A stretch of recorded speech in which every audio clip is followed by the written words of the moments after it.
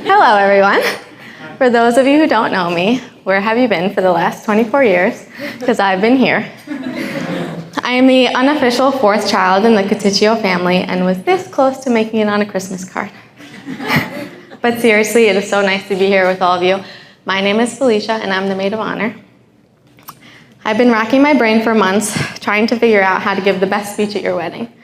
How do you share nearly 25 years of memories in just a couple of minutes? You can't. But what I can share is that growing up with Hope for the last 2.5 decades has been one of the greatest blessings of my life. Hope and I first met when we were 3 years old in a sandbox. The second time we hung out was in a pool where you were sure to show me your very cool swimmies with the fish on them. Very quickly, we were inseparable. If we weren't doing something together, it was a rare occurrence. Within a few years, her family bought a house on the same block as mine, only 7 houses away. We were so excited that we would be able to get to see each other as much as we wanted, whenever we wanted, and we did. Every day we would do homework together, have dinner together, either at her house or mine, and then we would watch each other walk home when we left one another. When we were 6, she moved to North Carolina. She just left, by the way.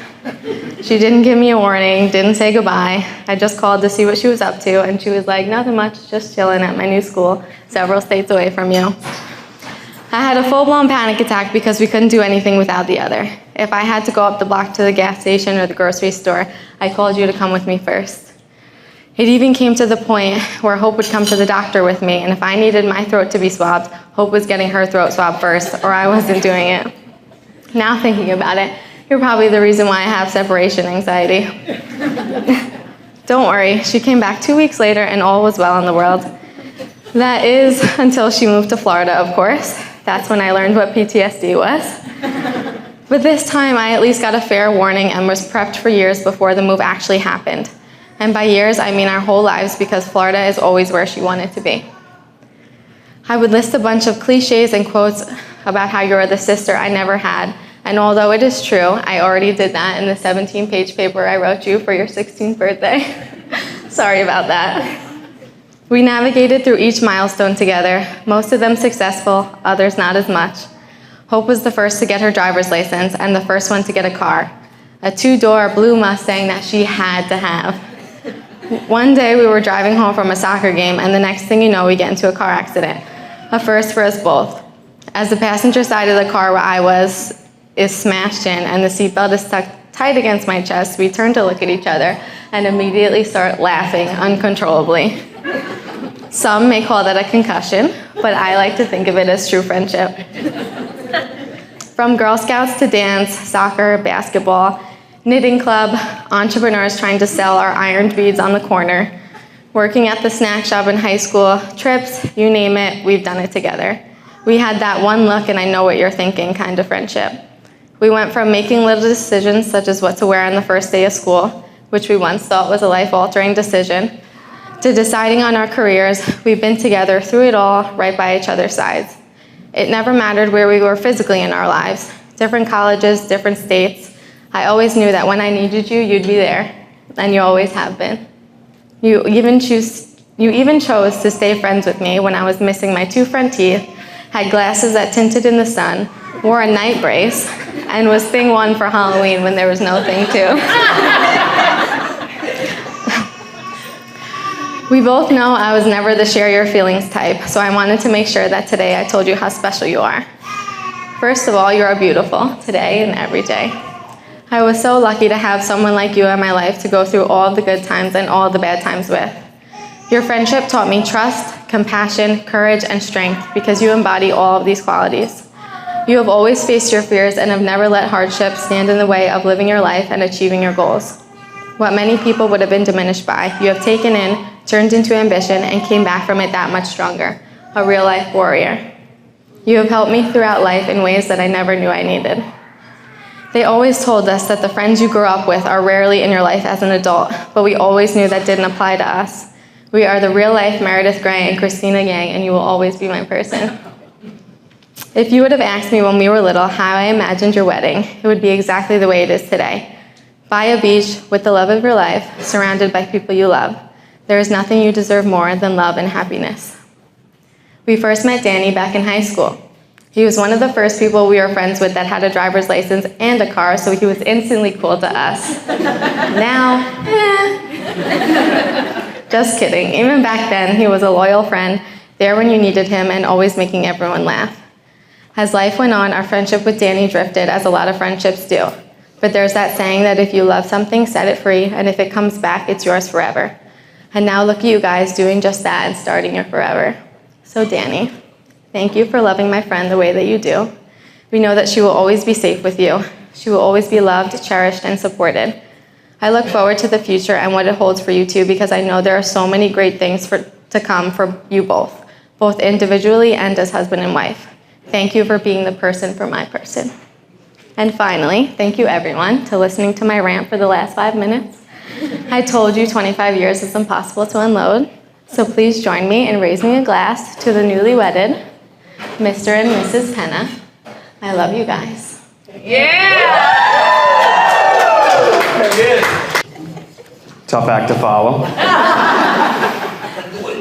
Feel like I'm going after Martin Luther King Jr. here.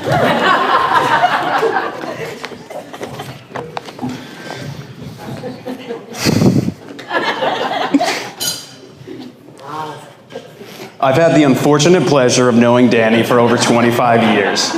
To this day, I still remember him as the chubby kid in pre-K who would cry whenever I took his crayons.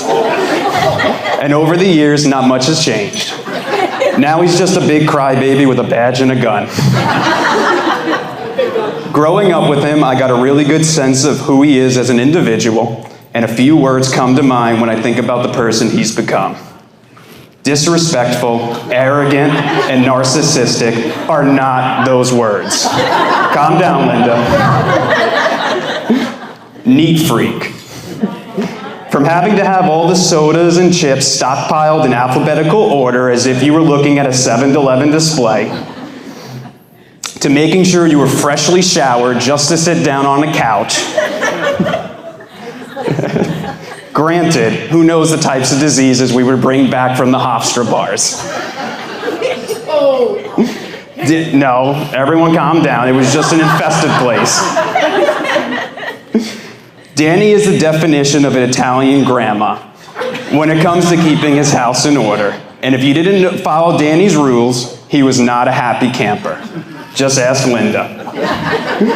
If you ever want to see Danny get pissed off or flustered, just walk in the door and sit down right on his bed. You'll just see him get all flustered and take off all the sheets, cursing at you under his breath as he has to change the comforters and put in everything into the washer. Competitive. From our countless nights of playing MLB The Show and Madden to our 1v1 games of basketball and wiffle ball, Danny hated to lose. So much so it would eat at him until the next time we played. Everything we did was a competition, and it motivated the both of us to step out of our comfort zone.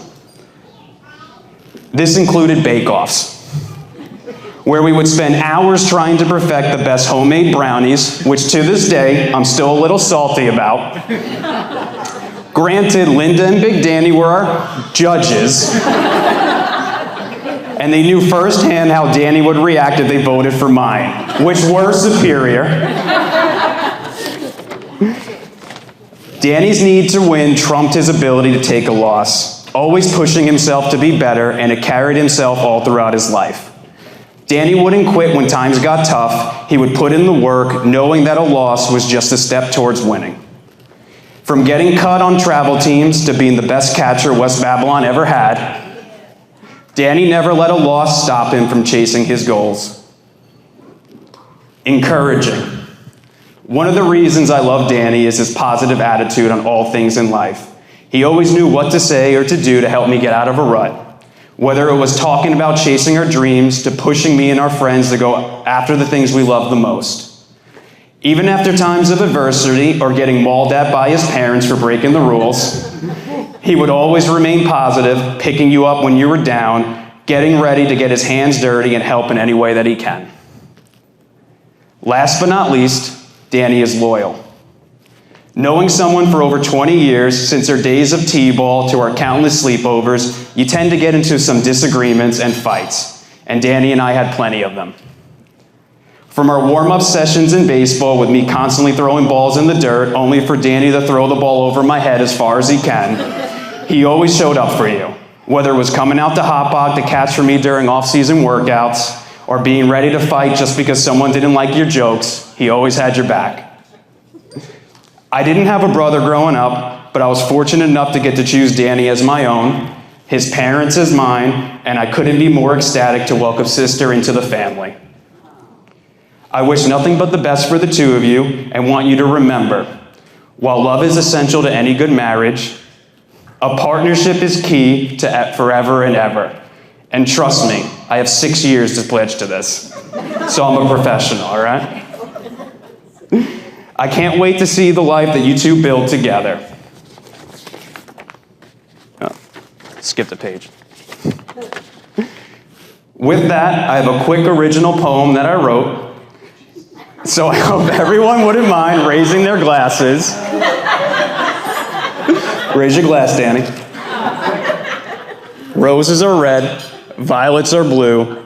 Danny loves hope. Now let's all wish the best to the two of you.